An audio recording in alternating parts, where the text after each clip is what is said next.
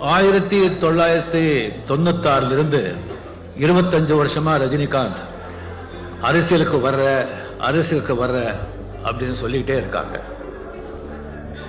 நான் முதல்ல அரசியலுக்கு வர்றேன்னு சொன்னது 2017 டிசம்பர் 31 அன்னைக்கு தான் நான் சொன்னது. அதுக்கு முன்னாலே நான் அரசியலுக்கு வர்றேன் அப்படின்னு சொன்னதே கிடையாது. அப்ப சொல்லும் போதே நான் சொன்னேன், சிஸ்டம் கெட்டு போயிருக்கு, சிஸ்டமே சரி செய்யணும்.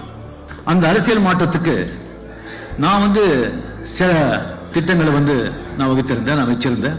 முதல் திட்டம் இப்போ டிஎம்கே, ஏடிஎம்கே அந்த கட்சிகள் நீங்க பாத்தீங்கன்னு சொன்னா, இந்த பூத் கமிட்டி திஸ்டிங்கெல்லாம் 67,000 அதெல்லாம் தவிர 50,000க்கு மேல, கிட்டத்தட்ட 60,000 50,000க்கு மேல கட்சி பதவிங்க இருக்கு.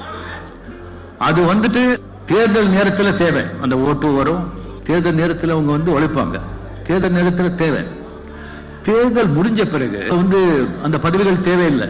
சோ அவங்க ஜெயிச்சு ஆட்சிக்கு என்ன பண்ணுவாங்க, நம்ம ஆளுங்கட்சி ஆளுங்க அப்படின்னு சொல்லிட்டு கம்ப்ளீட்லி டெண்டர்ல இருந்து ஒரு கான்ட்ராக்ட் எடுக்கிறதுல இருந்து எல்லா விதத்திலையும் ஊழல் நடக்கும், தப்பு நடக்கும். ஜனங்க கிட்ட கரெக்டா அந்த பணம் போகாம தடுக்கிறாங்க. பல பேர், நான் எல்லாரும் சொல்றேன், பல பேர். அது ஆட்சிக்கும் அது கெட்டது, மக்களுக்கும் ரொம்ப கெட்டது, கட்சிக்கும் கெட்டது. சோ அது சில பேர் அந்த கட்சி பதவிகளை தொழிலாக வச்சிருக்காங்க, வேற தொழில் இல்ல, அதுதான் தொழில். ஆக நாம ஆட்சிக்கு வந்தா தேர்தல் நேரத்தில் எவ்வளவு பதவிகள் தேவையோ அவ்வளவு தேவை, அவ்வளவு பதவி வச்சுக்கிட்டு தேர்தல் முடிஞ்ச உடனே அத்தியாவசியமான கட்சி நடத்துறதுக்கு என்ன பதவியோ அதை மட்டும் நம்ம வச்சுக்கிறது. சோ அதுக்கப்புறம் தேவை கிடையாது.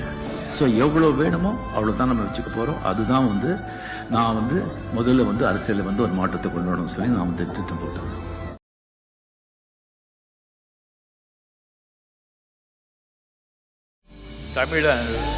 தமிழ் பேசுனா மட்டும் தமிழ் வளராதுங்க. தமிழன் வளர்ந்தாதான் தமிழ் வளரும்.